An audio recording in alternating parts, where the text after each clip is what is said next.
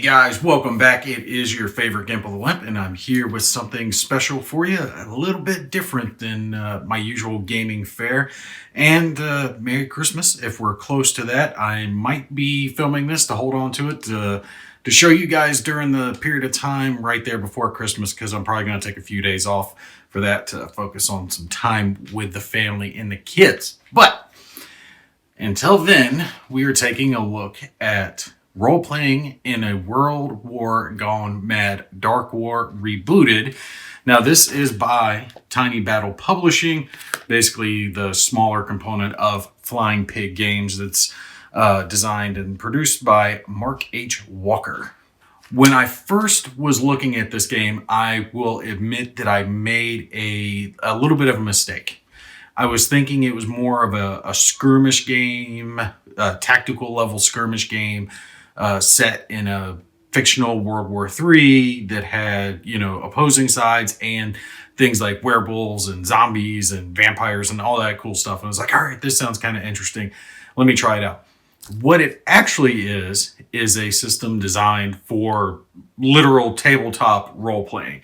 So game master, players, making your characters, coming up with stories and doing that whole thing. Now, this thing does have some stories in it, scenarios basically to go with right here in the back, some skirmish encounters that you can play through if you want, but it's just like the basic gist of it. You really need a GM, game master, to play this. And I was thinking about it. I'm like, okay, well, maybe I just throw it on my shelf. And I'm like, well, I like the game mechanics, the core of it. Is there a way I can tweak around with this and get it to where I can play it solitaire? And I'm like, yeah, I think there is. And the key thing I really like about it is the way that you create your characters. Now, the one ding I have to give on it is I wasn't able to find this file online anywhere. I actually just did have to scan it out of the book and print it off, which, I mean, it's fine, but, put it up on the website or BGG, something. Usually you can find, the JPEG or something like that online to download for your character sheets. This time I couldn't. It's not a huge deal, but it is a little pain in the ass. But what I really liked, I realized I hadn't finished writing in my numbers over here for my characters. So I got a couple of characters that I've drawn up. And what I like about it is something I've seen some other games use. And basically you get a dice pool, right? So you get so many dice that you have to allocate to your stats. And in this one, you get 5 D4s, 3 D6s, and 2 D8s that you get to put into 7 stats, okay? So basically you have 10 dice to spread out between 7 things. And I really like the sound of that. Like, okay, so if I want to be better at shooting, I need to put my better dice over here at shooting. Or if I want to be better at melee, or if I just want to try to balance things, do I want to try to go, and you can go magical in this, have a character with high intelligence who shoots off fireballs. Basically, you can make the game what you want it to be. And I was looking at it, I'm like, I really like that, how it interacts, how the combat it's played. It's kind of like they took a skirmish game, a tactical skirmish game, and tweaked a RPG into it. And I'm like, well, part of the reason I like Core Space is that that's kind of effectively what it is. And I could create my own stories, my own campaigns, scenarios, whatever I wanted. And there was a nice, solid core mechanic gameplay element there that I could build off of. And this has that, but it's a little more streamlined. It's a little toned down compared to something like Core Space, which is a lot deeper. Now, this comes with more components than you would generally get with just a booklet for a role-playing game. All right, so we do have a little map that actually comes with this, just a paper map like you've seen with other games, but it is a little map that nonetheless to use. We have a couple of sheets of counters that you can use, and you guys can see these are like the military forces, veterans and sergeants and machine gun teams, soldiers, all that type stuff. So you got like American, Soviets, and then we start getting into the weird stuff like summoned creatures, zombies, some vampires, some werewolves, a little bit of everything, some corpses, some different characters. So I thought what I would do was come up with a little scenario just to show you guys like the basics of the gameplay. That way, if you like it as a role-playing game and you want to get it for your group, you can do that. Or if you're like me and you can take a concept, something, and turn it into your own little game that you can play with, by all means, go with that route. So what I was thinking is I'm going to have a few characters trying to rescue their buddy. So we're going to take these that are A, B, and C up here at the top. Now the game did come with little stands, so you could turn these into standees if you want to. I'm not, because I'm going to leave them flat on the table so you guys can see what they are. But A and C are going to be Gimpy and Motown, and they're going to be trying to rescue B, which is this little girl character, and we're going to call this one Kavina, and she is hidden somewhere in this little town, and the town is overrun with zombies. Now, the zombies have extremely weak stats in the game, so we're going to have bunches of them throughout this little town that they can fight, and I'm probably going to use some of the other counters just to represent extra zombies, because there's only 4 that come with the counter sheets themselves. So I'll probably use some of these green counters as well, maybe even the red ones.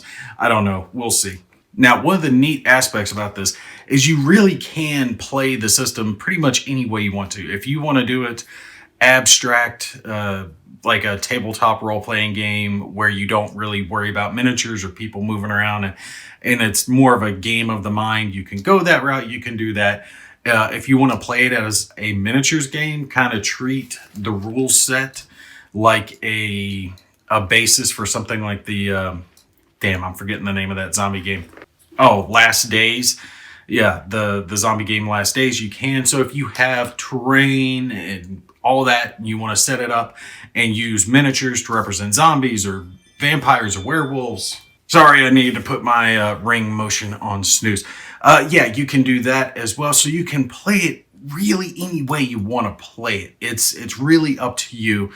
But for $30, right, that's what this costs. I don't remember off the top of my head what shipping is. Is this enough gameplay for something that you can fit in a small little envelope, right? Rule book, and this map folds up real easy. Counters don't take up a whole lot of space. The only other thing that you got to supply on your own is your dice. There are no dice with the game. Is there enough game here to be worth it for you? So like I said, we're going to set up our little scenario here, and the scenario is going to be Mo and Gimpy are coming in over here in this little parking lot area, and they're going to push in, and they're fighting off evil zombies that have taken over this little village, and they're trying to see if Kavina is still alive somewhere in there so they can pull her out. Now, the gameplay itself is relatively simple to understand. Shooting, melee, dodge, speed, intelligence, charisma, and will are all your stats. Like I said, you got to take and divide those dice up amongst them. And whenever you perform an action, depending on what that action is, you will roll those dice. Okay? So if you perform a shoot action, I've got a D8 and a D4 set for Gimpy. So he would roll a D8 and a D4. And on this, all you're looking for is a 4. Anything 4 or higher, all your 4s, when you add it together, equal successes. Okay? So if you got an 8 on the D4 and a 1 on the if you got an 8 on a D8 when you rolled it and a 1 on the D4, that would total 9, so you would actually get 2 successes. Right? Does that make sense? For every 4, it's a success. Obviously, a D4 isn't that good, so you've only got 1 chance. The higher level dice give you more chances for successes, bonus successes, critical hits, which is rolling doubles, and the doubles being equal to or greater than 8. Lots of little bonuses in it that add up. Plus, you can gain experience points, or gain what's called kickers, which are special little abilities. Like Gimpy has the rifle ability. Basically, I copied their example character here, which is like a soldier example character, because you start with 20 experience points, and the rifle characteristic, when you shoot with a rifle, gives you plus 1d6 when you perform a shooting attack with a rifle category weapon. I'm using a hunting rifle, so I get to add that 1d6 to the d8 and the d4 that he's already got. And it's going to be like that. You can make a melee focused character who's got extra dice put towards it. So also on top of the adding dice, you get to upgrade dice. So you can spend experience points changing d4s into d6s, d8s into d12s, and then so on. Hi, what are you doing? I'm working. All right, so we're back into it. Sorry, I got distracted there. The kids came in, so I had to cut the video early, so we're back into it. All right, so again, we're here with Dark War Rebooted. And since this system is mainly the tabletop role-playing game, I wanted to just see if there was enough stuff here to play it solitaire. If I could come up with a game system. So with this, it's really going to be you putting in the effort if you want to play it solitaire. Otherwise, you have to have a game master to play this. Just putting it out there. One last aspect of the components I did not show you guys previously was the cards that come with it. These are little fake cards, and think of them basically as bonuses, little upgrades, level ups that you can get to your character. Some are discard to you, some are permanent bonuses. Let's see, pass an intelligence or charisma test to get all available info from an NPC or take the next impulse. Basically, or med kits. I think there might be some weapons in here as well. These are things you can pick from as you level up. So when you level up, your GM will decide how many experience points you get or how much money you get for completing the mission, that type of stuff. And like I said, in the rule book, there is some scenarios designed in here that you guys can play through if you want, but this is designed to be played with a GM. So we have, the Escape, a Dark War adventure for game masters only. So the game master is going to be reading this stuff and telling you what's happening and then giving your characters choices. And if you've played a tabletop role-playing game, you'll have to test your certain abilities, right? Stuff that's on your character sheet. So you might have to test your dodge or your speed or your intelligence, charisma. You might want to have a character that is more charismatic so they can work with NPCs that they'll find in the world. All that type stuff is in the game system. But for me, the big thing that I liked about it is this core mechanic when it comes to dice, because I love dice games. I love multiple-sided dice being used, obviously. So we've got, D4s, D6, D8, all that good stuff. And being able to level up those dice to make your character more powerful. My thought is I want to use that framework, right? The basic core of the game to basically create my own scenarios. Like I said earlier in the video, you can do that beyond just the components that were listed in this game. And what I really think would actually be a fun way to play this, because I've got a bunch of zombie miniatures and plenty of guys that have weapons and stuff like that, is use the core aspects of the game, especially stuff here in the back where we have weapon tables that list down all the good stuff, and you have M16s and hunting rifles and all that stuff, right? Grenades, armor. Have that, and then create a scenario where you're fighting against zombies, or maybe there's some necromancer who's leading all of them, and you could even play that, like I said, with miniatures, and it would just take an adjustment for range. I was thinking probably just double the figures. So here on the squares, we have movement is 2 squares, right? So if a guy takes a move action, he moves 2 squares. If he takes a run action, he moves 3 squares. And generally speaking, each round you're going to get 2. That's basing it down a little bit, but that's the rough. So you'll get a couple actions you can do. The AI, the game master, will do the same thing with their stuff. You could just increase that up to 4 inches for a regular move, and 6 inches for a run move, right? And then a couple actions. And that action could be interacting with a door or taking a shot at a zombie or a werewolf, whatever. So I think the framework is there, right? To have a fun game, but you're going to have to put in the work to get the game out if you're playing it solitaire, right? If you're playing it solitaire, you got to put in a lot more work. But I do think there is a nice concept here that you can pull out and use the base gameplay, just the mechanics, to create your own game that you can have a lot of fun with. So that's what I'm going to show you guys here. I know I've droned on for a little bit, and we're just going to go through it, have the zombies pop in. I've already come up with a mechanic idea for having zombies randomly appear that when we enter a building, it'll be a D4 roll, and that will be the amount of zombies in a building. And they're trying to find Kavina in there somewhere. I already know she's back over there. So Gimpy and Motown are pushing their way through, just to let you guys see how some of the combat roles are handled in this game. All right, one last thing that I have not addressed when it comes to the character sheets is the concept of soak. And soak is basically health points. It's the easiest way to think about it. You can spend 10 points per soak when you're leveling up to gain more soak, which basically is more health. Once your character runs out of soak, if it's something like a zombie or an enemy, it'll die.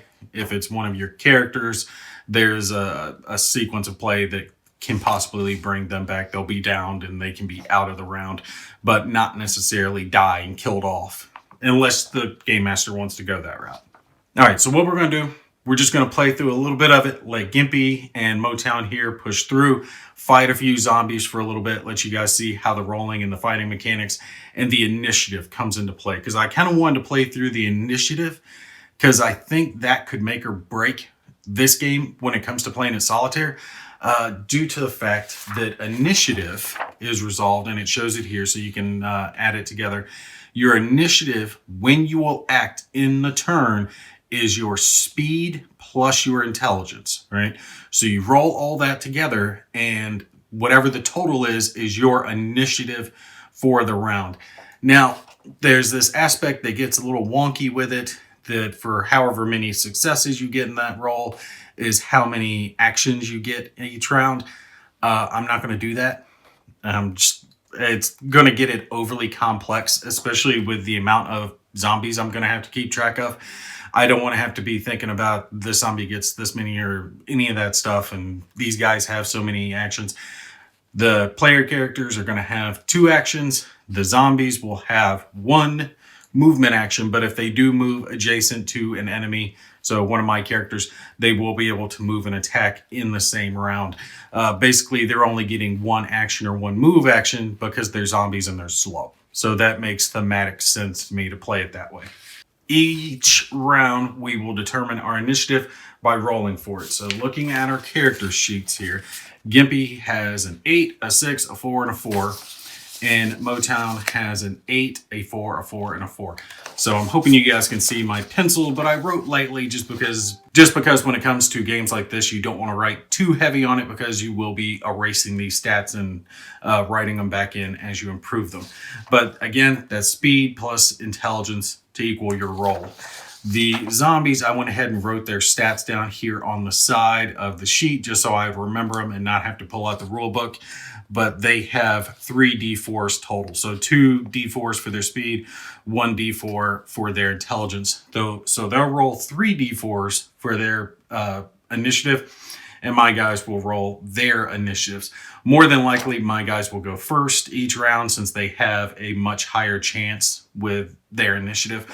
But other things like, not zombies, but vampires and werewolves, creatures that could move faster, or other human opponents do have higher speeds and intelligence. So obviously they will get a chance to go first. And just so you guys can see, there is a nice bestiary in here. So if you need to know the stats for any of the different types of enemies, it is in here. Sergeants, soldiers, veterans, machine gun teams, armed civilians, police, mercenaries, werewolf, witch, vampire, master vampire, summoned, Summoned Archer, summoned Shaman, Zombie, Ghost, the Rabid, Lesser Demon, Battle Angel, Brain, Monster Hunter, Charmer, Vampire if the vampire is a player character, which I really like, Werewolf if it's a player character. So you can have your character switch back and forth between being a vampire or being a werewolf. You know, if they get bit, you could have that added into it, and suddenly their stats change to this, and they'll have more than likely much higher melee stats. They might not be good at shooting, but they'll be able to tear someone apart in close combat. Really cool looking stuff. Love how they included that in there.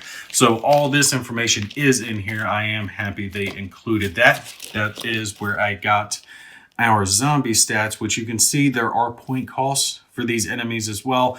For the GM to use, zombies are cheap. They're only a couple of points apiece, but that's not going to matter for our scenario.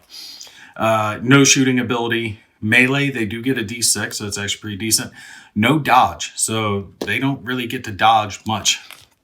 I do believe they're going to get the free D4 dodge. Everyone gets a free D4 dodge, and then there's whatever your dodge rating is. So I'm going to go ahead and give them the free D4. If I'm wrong on it, it's just me playing it my way. Speed, 2D4. Intelligence, 1D4. Charisma, 1D4. Will is 1D4. 3 soak, so they got 3 health. Basically, the stats for the zombie are D4s with the exception of a D6 for their melee. So, got that. Let's grab out for my guys. I got a whole bunch of different types of dice, so I got to figure them out here. Need a couple of D4s for Gimpy and a D6, which is a square one. Okay, there we go. So for Gimpy to roll his initiative, he's going to have his D8, his D6, and 2 D4s, and he's going to add together this entire number, and that's going to be his initiative. And yeah, he did pretty well, although pretty crappy on the D4s. 8, a 3, a 1, and a 1. So that gets him a 13 total. That's already higher completely than the zombies can even hope to get. So we know Gimpy's going to be going first before them anyway. Mo has 3 D4s. I need one more D4. Here we go. 3 D4s and a D8, I believe, for his initiative. So he will do the same thing. And if he rolls 13 or higher, I don't even have to roll for the zombies because I know they will be going before them. And let's see, he got higher than 13. 4, that's 11, 14. So it's actually going to go Mo, Gimpy, and then the zombies. Mo got 14, the Gimpy got 13, and the highest the zombies could get by rolling perfectly, which is 3 4s on their D4s, would be obviously a 12, so they can't beat the initiative. And I had to wait there for a sec for a big truck to drive by because they're doing a bunch of deliveries. Now, like I was saying about the initiative system, this total was 14, okay? And the way it works on this is successes are based on 4s. This would mean dividing 4 into 14 gets 3, right? So you get 12 out of it with a remainder. That would be showing that Mo would get 3 actions for this round. Again, I'm skipping that part of the rules just for simplicity's sake and giving everyone 2 actions, or rather giving my guys 2 actions each round and the zombies 1 plus an attack if they get into range, just to keep things simple. All right, so we are done. We don't have to worry about our initiative. Mo's going to go first. Remember, Mo can do 2 actions. A move is 2 squares. A run is 3 squares. So we're going to have him just do a couple of runs, 1, 2, 3, and you can move diagonally or orthogonally. And 1, 2, and 3. We'll have him go right there. Leave him there. Now, the way I'm going to control the zombies is they're just going to move towards whoever's closest and just keep going in that direction. Keep respawning them. If my guys perform an attack, I'll do a roll to see if other zombies are generated around the board as well. So Gimpy's probably going to do some runs as well. 1, 2, 3. And they'll go 1, to just do a run action. I'm going to stop there because I'm right here at a door. There's a door on this side and a door on this side. I'll zoom in the video so you guys can see it, but there's a couple little markings that show there are doors on either side here, and another door over here. Same thing, doors over on these buildings. The little window right there, you can jump in through a window. And when I open up this building, potential for zombies to be in there, so I don't want to open it up just yet. So now we're to the zombies activation. This one's closest to Gimpy, so he'll go boom, boom, moving towards him. Same with this guy. These guys are going to start moving towards Mo. Move them over a couple there. They haven't performed any attacks, so we can go to our next round. That's the basic framework of how a round's going to work. Let's keep going. We'll see how some attacks are going to go. Roll again for our initiative, and I can see this actually getting old relatively quick, rolling for initiative each round, but that's the part that's going to keep it random. With especially higher quality AI is the potential for them to go before you or after you. You can't make plans, definitely, because it's not a flat out I go, you go system. If their initiative beats yours, then they could activate first. Like if this zombie lucks out and activates first, it can get over here and attack Mo before he has a chance to respond. All right, so Mo's initiative is not looking good. Ooh, he rolled bad. Let's see, 3, 3. Well, that's not too bad. It's 9. He got a 10. It's not horrible. 10 isn't horrible. And we'll switch one of these out for a 6 for Mr. Gimpy. See what he's going to get, and then we'll roll for our zombies. Come on. I hate these little D4s. I love them and hate them. They're hard to pick up. All right, Gimpy, what are you getting? He's not rolling well either. Let's see. What was that? 5, 7. Ooh, he got a 7. 10 and a 7. That went bad. All right, so let's roll. Now you're seeing what I'm talking about. There's a chance that the zombies might be able to get up against my guys. So let's grab 3 D4s for the zombies initiative. See when they're going to activate. And did they beat 7? No, they tied. 7 against 7. So there's a chance they can activate before Gimpy. And this, I can't remember, is either a D8 or a D6 roll off. So we'll just do it as a D8. The blue one will be for Gimpy. The green one will be for the zombies. Whoever gets the highest number will be going first. All right, rolling. Oh, zombies beat it. So it's going to be Mo, then the zombies, then Gimpy going last. Gimpy actually did bad. Bad, Gimpy. All right, Mo. He's going to be taking a shoot action to start with because he definitely wants to kill this zombie. And looking at his weapon, he's got a Thompson. If I do a move action first and move 1 square forward, I will get a bonus D8. So I think I'm going to do that. Instead of, I could take 2 and it would be a D8 and a D6. Let's see. So I could do 2 with this, or I could do 1 like this. And I need 3 successes to kill him. Which is the better chance to go? Let's go big or go home. We'll do the move and the bigger attack. So that's going to be his 2 actions. And he's getting the short range bonus for being within 2 squares. Gimpy's got a hunting rifle. He gets a short range bonus if he's within 4 squares, but he automatically gets a bonus 1d6 as it is anyway. All right, so Mo's rolling 2 d8s and a d6 in this attack. If he gets 12 or higher, he will flat kill this damn zombie. Come on. Kill him. Kill him. Kill him.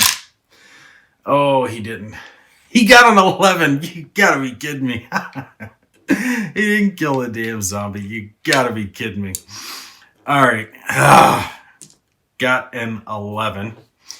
Oh, that's horrible. All right, so I'm going to give the zombies the 1 free D4 dodge that it says everyone gets. I'm not 100% sure if they get it if they don't have a dodge rating, but I'm going to go ahead and give it to him anyway. He can only dodge if he rolls a 4, so it's a one-off chance. He got a 2, did not get it, so he will take 2 damage. And there are a few counters on these sheets that you can use as damage counters. Little wounded counters. Throw that on this zombie. Unfortunately, he is still in it, so he's going to be able to attack Mo. Zombie's turn. We're going to have a couple of attacks going here. This one will move here. This one will move to here. And now we've got a couple attacks going. We'll start with Mo. This zombie's moving up. He's going to attack Mo with their ability, which is a D6. So they get a 1d6 attack, which is good. That means they can only do 1 damage. But Mo gets, because he has the dodge ability, right? Instead of rifle, he got dodge, which gets him a bonus 1d4 free on top of the 1 free d4 he gets anyway. So he gets to roll 2d4s as part of his natural defense flat out for free, and then he could roll his dodge, which is a d6. So hopefully he can do pretty well here. All right, so rolling our attack for the zombie, please. No damage, no damage, no damage. 1, he missed anyway. Good, so Mo doesn't have to worry about it. And this last zombie will move to here and attack Gimpy with a diagonal attack. Gimpy, unfortunately, does not have a free dodge, and he only has a d6 for a dodge as well. So he will get 1 free d4 and a d6. So here's the, if I can grab it up, the attack coming from the zombie. 2, he misses, so no whammy. Don't even need to worry about bothering for that. And now Gimpy can perform his attack. I might not be able to shoot here. I'm going to have to eyeball the rules. I might not be able to shoot with my hunting rifle. In fact, I don't think I can shoot with my hunting rifle in melee range. All right, couple things. I am right here, but we'll come back to that. This zombie is actually already dead because the Thompson, the submachine gun he's using, does 2 damage. I was thinking it only did 1. The hunting rifle does 2. The M16 does 2. The combat shotgun does 3.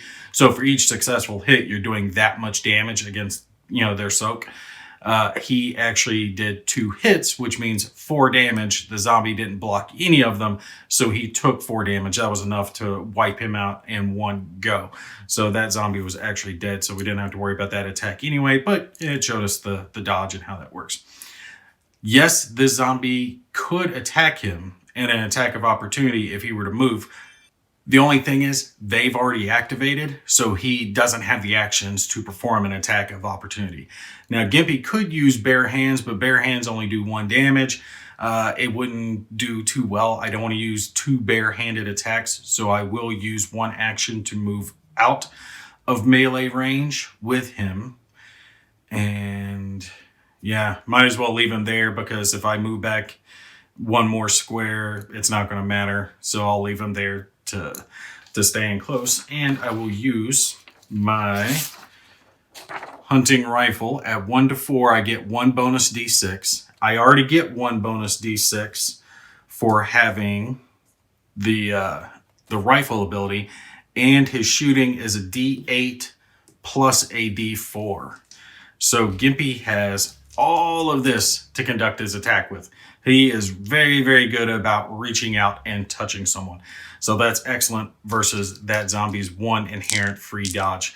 Let's see if we can get enough hits. 2 hits. So basically I need an 8 or higher on this roll and the zombie to miss his dodge, and we're going to be good. See if we can pop him out. Yeah, that's 8 right there without even looking at the D4, which is another 4. That's actually 3 hits. Perfect. 12. I love that. All right, so 12 means 3 successful hits against him. That's 6 points of damage, and he could only block 1. He's dead regardless. Even if he were able to block 1 of the hits, he's still going to be taking 4 damage. 2 damage per 2 hits. So this zombie gets popped. I'm good with that. That does leave me... No actions. That takes care of that, and that is the end of that round. And just to carry on a little bit and see what will happen, since they did fire their weapons, Let's see how many zombies join the fray. And it's going to be 1. And we will treat this as 1, 2, 3, 4. Which side are they going to come from? 3. So 1 from the far side. We'll just put him right there in the middle, or slide him down 1 since there's a little bend right there. 1 zombie popped back onto the board. All right, so this is just a real cursory glance at the rules, all right, the mechanics of the game. And as you guys can see, I'm not playing it perfect. I was saying, I changed a couple of things, ad hoc'd it when it came to the initiative, just to streamline it a little bit. But I do think the initiative system works well, especially for keeping that random factor that you need for solitaire play, right? The fact that the zombies are very unlikely to get to go first, but there is that chance that they can go first, right? So that really gives credence to its ability to be played solitaire. And for me, the biggest thing for this game is the fact that I think the framework is solid. All right. I like the dice mechanic. I like the dodge rules. I like the shooting rules.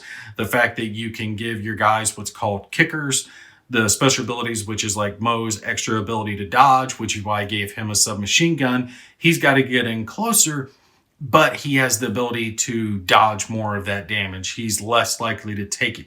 Gimpy's more of the sniper.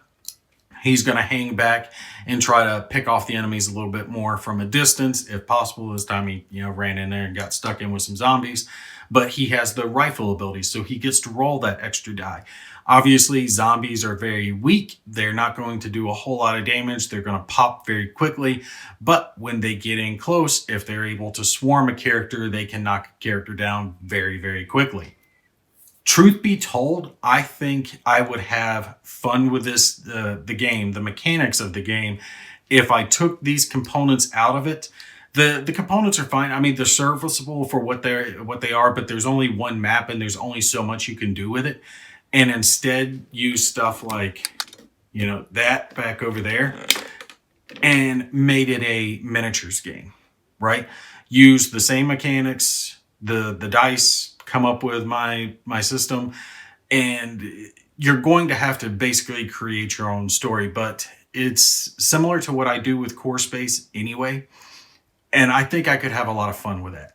I've got plenty of zombie miniatures. Like I said, I've got character miniatures that have weapons that I can use and come up with storylines where they're trying to rescue, Kevina over there, and they get her back and she joins their little team. And now they're going after the necromancer that's spawning all of the zombies, and the necromancer might have a couple of werewolf guards. So the next mission, it's going to be a little bit harder, but because they were successful, they each got, 10 extra experience points that they get to spend towards more kickers or improving the kickers they've already got.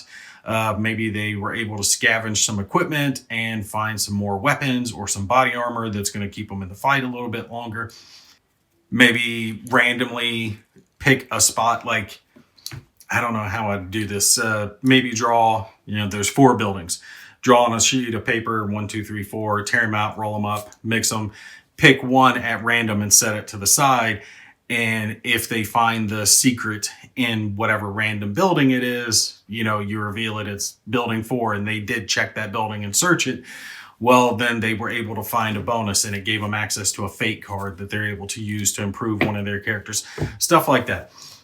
Like I was saying, I think there is a very solid framework here for a game for someone to solitaire with, but you are going to have to do at least half the work on your own. All right. This is like you found a car that's old, rusted, beat up, but the engine is solid and it purrs like a kitten when you turn it over. So you're going to have to put the seats back in, paint it, polish it, get some new tires on it. But once you do that, you could have a nice solid ride to cruise around and have a lot of fun with. As far as Game Master tabletop role-playing experience, I can't overly rate that because I, truth be told, haven't had a chance to actually play one of those types of games. If I like the mechanics of the game, I don't see why it wouldn't make a good experience for someone to game master. And probably it would be a good one for someone to game master for people who are who are newer to that type of experience, because the rules are relatively simplistic to learn. There's not a whole buttload of stats. It's not like D&D that have spells and monsters and everything going back decades, that if you don't know all that stuff, it's going to be hard for you to pick up on. Someone's like, hey, there's a Minotaur level 5 with +8 stamina. And you're like, okay, that means jack shit to me.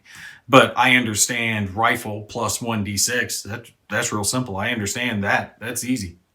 So if you're into the tabletop role-playing thing and you're looking for something else to game master, this one could be for you. I can't recommend one way or the other because I don't have enough experience to. As far as solitaire play goes, like I said, for this one, it's going to come down on whether or not you want to put in the work and whether or not you have the materials. I don't much care, and I hate to say this because it sounds kind of dirty. The counters aren't bad, the map's not bad. There's just not enough there to really game with. You're going to have to supplement it with something else. And if you're going to have to do that anyway, you might as well use better components and have actual terrain, miniatures, and characters out there and go full bore. Go big or go home. All right, but that's going to be it for this one. I hope you guys enjoyed it. If you have any questions, feel free to comment down below. And my little girl wanted to come in and say goodbye to everyone. So Kinsley, can you say goodbye? Just say it. Goodbye, Mommy. No, that's not Mommy. That's people watching Daddy's channel. Say goodbye, people. Goodbye, people. Thank you for watching. Thank you, want him. Have a Merry Christmas. Have a Merry Christmas. All right, you guys take care. I'll see you in the next one.